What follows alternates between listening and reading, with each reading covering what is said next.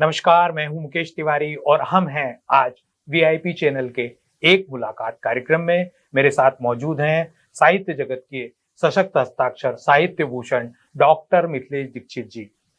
आज की ये बात साहित्य को लेकर होगी, मूल्यों को लेकर आधारित जो रचना धर्मिता है उस पर होगी। मैं दीदी का स्वागत करता हूँ। जी नमस्कार मुकेश भाई। साहित्य दीदी, आपका एक लंबा अनुभव लेखन को लेकर, शिक्षा को के क्षेत्र को लेकर है। मेरा सवाल ये है कि क्या जो मूल्यों पर आधारित शिक्षा है, मूल्यों पर आधारित साहित्य है, वो उस तरह की प्रगति कर पाया है जैसी प्रगति आपकी पीढ़ी ने अपेक्षित की थी? हमारा तो जितना भी साहित्य रहा है, अपने देश का जो भी साहित्य रहा है, मूल्याधिष्ठित था, मूल्य पर आधारित था, प्रकृति पर आधारित था और संस्कारों पर आधारित था। उसी तरह की शिक्षा पद्धतियां हुआ करती थी। अंतेवासी शिष्य होते थे, गुरुकुल की व्यवस्थाएं हुआ करती थी। शिक्षा में भी मानवीय मूल्यों पर बल दिया जाता था। शिक्षक संस्कार देते थे, माता पिता घर में उसी प्रकार से संस्कार देते थे।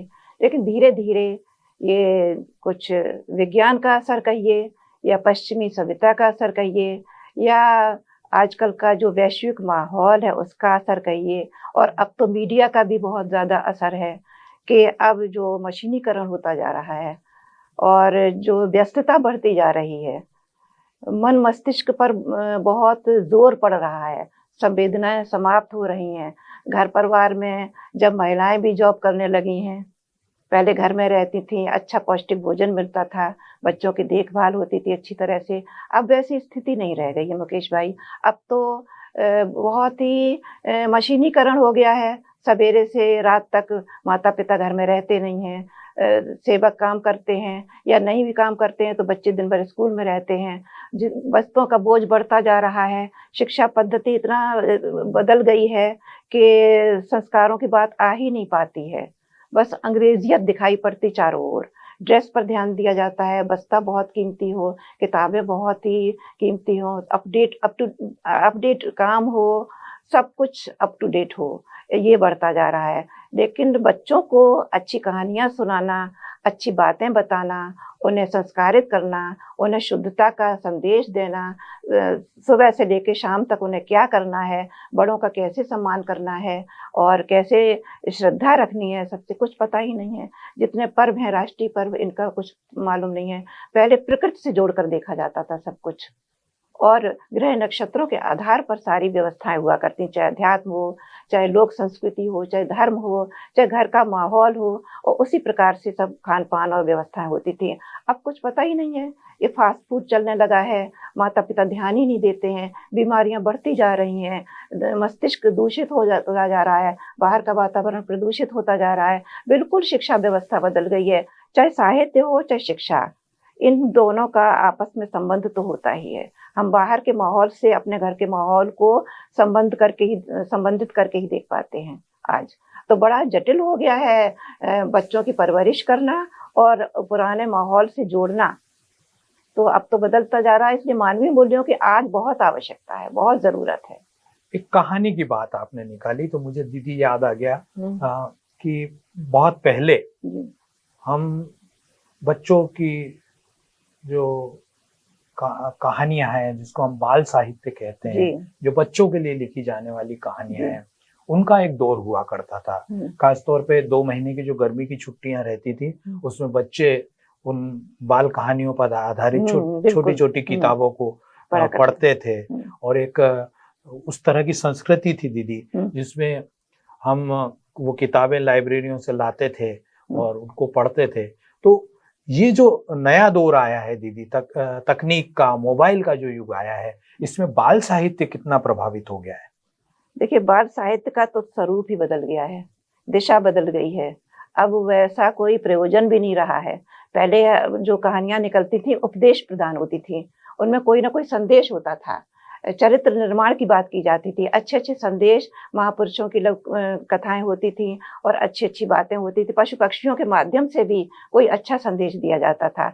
अब ऐसी चीज नहीं रह गई है। अब जो है एब्स्ट्रैक्ट आर्ट, एब्स्ट्रैक्ट डिजाइन और कार्टून है और मोबाइल और कंप्यूटर के आधार पर है। बच्चा पहले पढ़ता था, पहले लिपि का ज्ञान करता था और उसके बाद अच्छा लेखन, उसका लिखावट अच्छी हुआ करती, उस पर ध्यान दिया जाता था। उसके बाद उसको आत्मसात करना, रटना, याद करना। जो रटाया जाता था गुरुजी खुद बोल बोल कर रटाते थे, वो याद हो जाता था। याद हो जाता था तो मन में अंकित हो जाता था, चित्त में, फिर वो स्मरण बना रहता था। उसके आधार पर उसका पूरा व्यक्तित्व बनता था। आज ऐसी चीज नहीं हो गई है। पहले जो गुरु काम करते थे, आज टीचर काम कर रहे हैं। पहले जो पुस्तकें काम करती थी, आज कंप्यूटर और मोबाइल काम कर रहे हैं। बहुत अंतर आ गया है। व्यक्ति की बात है जहाँ और यंत्र की बात है, दोनों में जो अंतर है वही अंतर आज दिखाई पड़ रहा नई पीढ़ी में। नई पीढ़ी जो है, हमारे बाद की पीढ़ी है, वो अच्छे संस्कार और आगे की पीढ़ी को नहीं दे पा रही है। ये सबसे बड़ी समस्या है। हम आम साहित्यकारों को भी सचेत रहना है। हम लोग सिर्फ जो विषय दिया जाता है, जो पाठ्यक्रम होता है या जो जो आवश्यकता होती है, जहाँ से पैसा मिलता है, प्रकाशन जल्दी हो जाता है और हमको आर्थिक लाभ होता है, हम वही लिखने लगते हैं। साहित्यकार भी की भीड़ जो बढ़ती जा रही है, ये सोशल मीडिया की ही भीड़ है। अच्छे साहित्यकार तो बैठे हुए दूर दराज गाँव में, छोटे छोटे कस्बों में, छोटी छोटी जगहों में बैठे, घर में बैठे हैं। वो इन मंचों पर चारों ओर भागते नहीं है। उनके पास न इतनी धन संपत्ति है, न उनके पास समय है। वो अपना एक एक मिनट वो अच्छाई के लिए और लोग के लिए देना चाहते, समाज के लिए वो काम कर रहे हैं। लेकिन उनको इसलिए नहीं लोग पूछते, उनके पास पद नहीं है, पैसा नहीं है और उन प्रचार नहीं है, राजनीतिक कोई संबंध नहीं है, कोई जुगाड़ नहीं है। तो आजकल तो आर्थिक सबसे बड़ी आज समस्या है, अर्थ की। धन और पद ये हावी हैं। तो इससे शिक्षा पर बहुत बुरा प्रभाव पड़ रहा है। हमारी आज बच्चों की पीढ़ी आगे नहीं बढ़ रही है, संस्कार कम होते जा रहे हैं, संवेदनाएं नहीं रह गई हैं, बच्चे सम्मान करना नहीं जानते, उन्हें सिखाया नहीं जा रहा है। तो ये बाल कहानियां कहाँ से बच्चे पढ़ेंगे अच्छी? पढ़ते भी भूत प्रेतों की कहानियां आती हैं। आप यूट्यूब खोल लीजिए, उसमें भूत प्रेतों की कहानियां आती, चुड़ैलों की आती हैं, चुड़ैल ने इसको मार दिया, अस्त्रों की आती हैं, युद्ध की आती हैं, मारधाड़ की आती हैं तस्वीरें। वही बच्चे देखते हैं, वही एक्टिंग करते हैं, वैसे ही बनने की कोशिश करते हैं।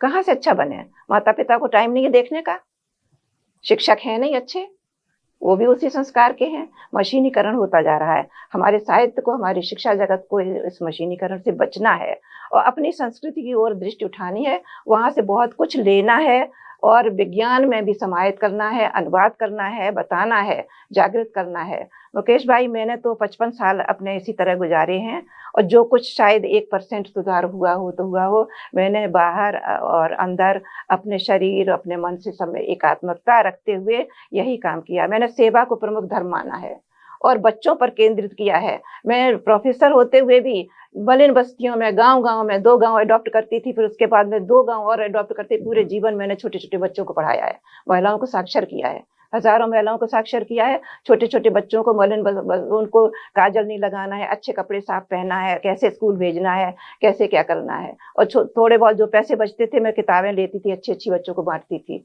देती थी, उनकी राइटिंग संभालती थी।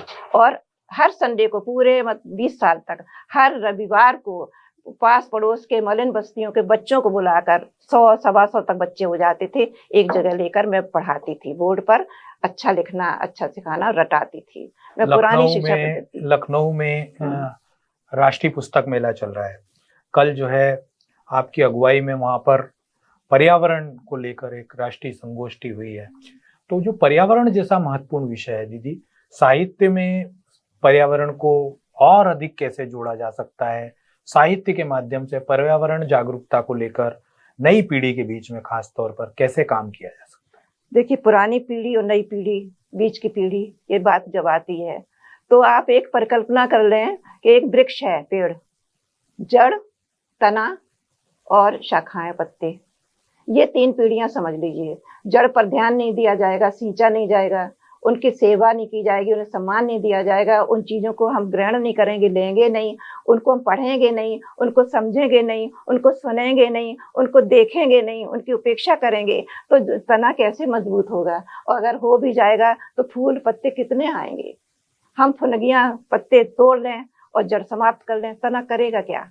हम बीच में नहीं रह सकते हैं। हमारी जड़ें अंदर तक जाएंगी, गहरी जाएंगी, और ये पुरानी पीढ़ी है। और हम आगे तक अगर बढ़ेंगे तो हमारे ये फूल पत्ते हैं, ये हमारे बच्चे फूल पत्ते हैं, हम ये शाखाएं प्रशाखाएं हैं। और हमारी पुरानी संस्कृति है, हमारे पुराने आचार हैं, हमारा जो संस्कृत साहित्य है, हमारे जो प्राचीन साहित्य है, हमारी पुरानी शिक्षा में पद्धति थी, और वहाँ जो पुस्तकें चलती थी, जो ज्ञान हमारा है, हमारे देश का जो प्राचीन ज्ञान है, उसको हमें समझना भी है, बताना है, सरल रूप में, थोड़े रूप में बच्चों को बताना है। इसके लिए हमें तीनों पीढ़ियों को जोड़ने की बात करनी चाहिए। पर्यावरण से कैसे जोड़ेंगे? पर्यावरण से ऐसे जोड़े, मैंने अभी वृक्ष की बात कही है। ये पर्यावरण कोई अलग से कोई घर की चीज नहीं होती, ना किताबों में बैठी है।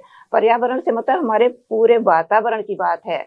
हम घर में जल की बात है, नल बाहर खुला है या घर में खुला है, पानी चल रहा और को देख रहे हैं, उपेक्षा कर रहे हैं, पानी बहा रहे हैं, हमें जल संरक्षण भी करना है।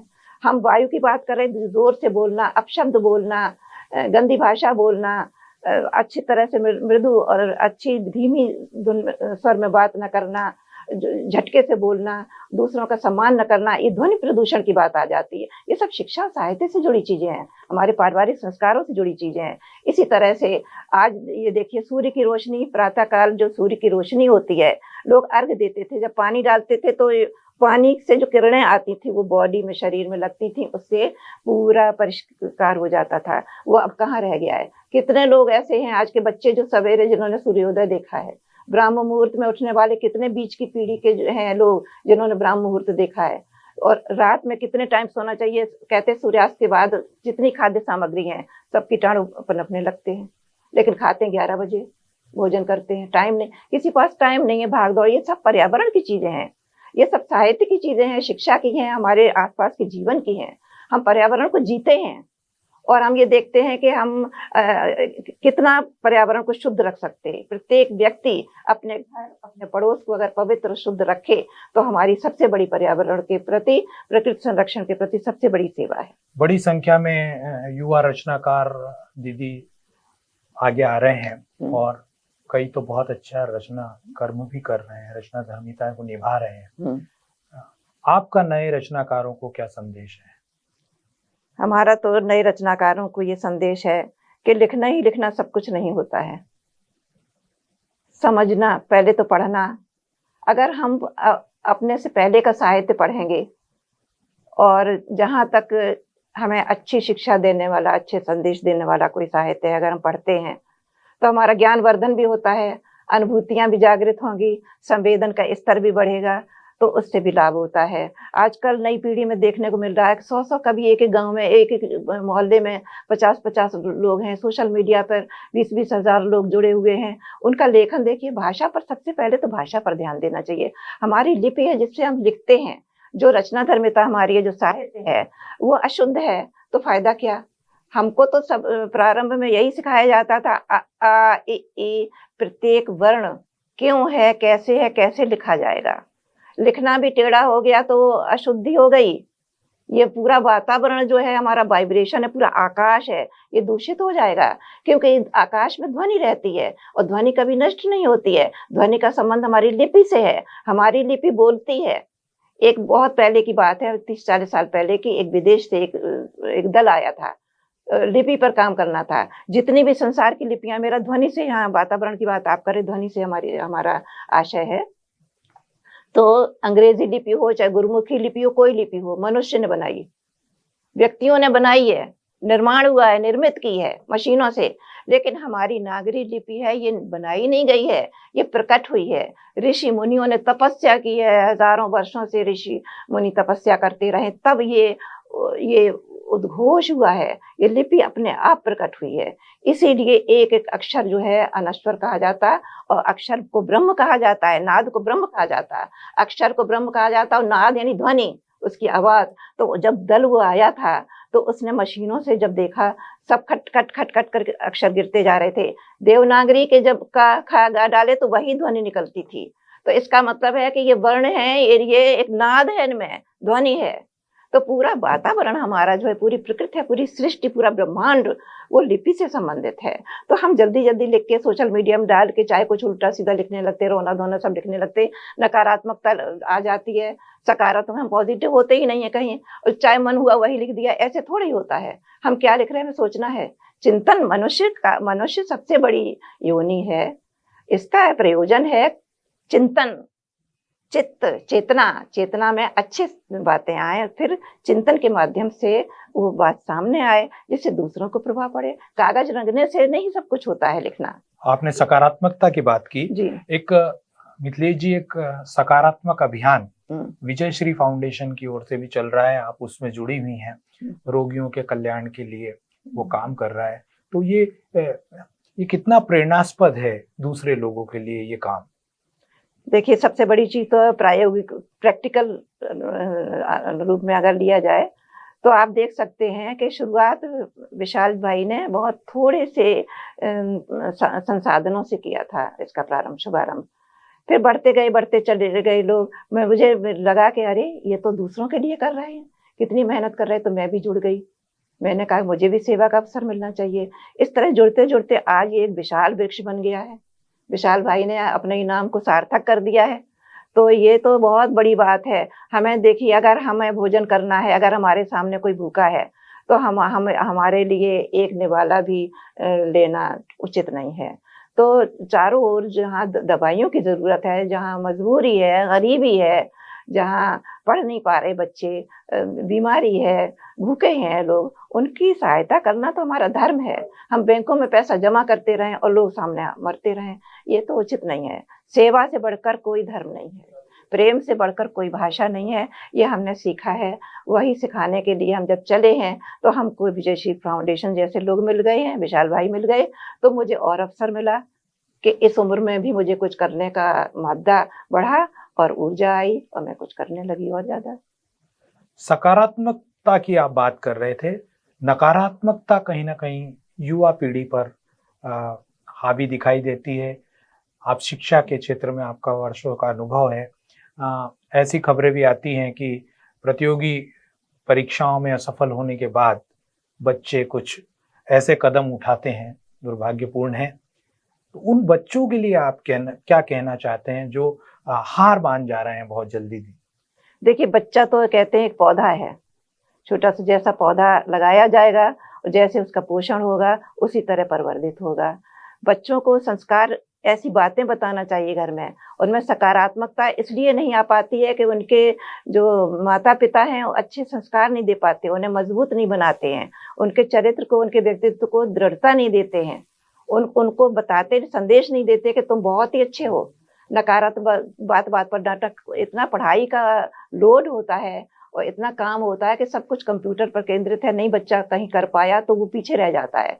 फिर नकारात्मकता आने लगती है, कभी तुलना होने लगती है, कक्षा में भी तुलना होने लगती है, पढ़ाई का वो स्तर नहीं रह गया, घर में भी तमाम विसंगतियां आती जा रही हैं, इससे नकारात्मकता आती जा रही है। खान पान है, शिक्षा दीक्षा है, घर का पालन पोषण है और घर का जो एक वातावरण है वो अनुकूल नहीं है मनुष्यता के।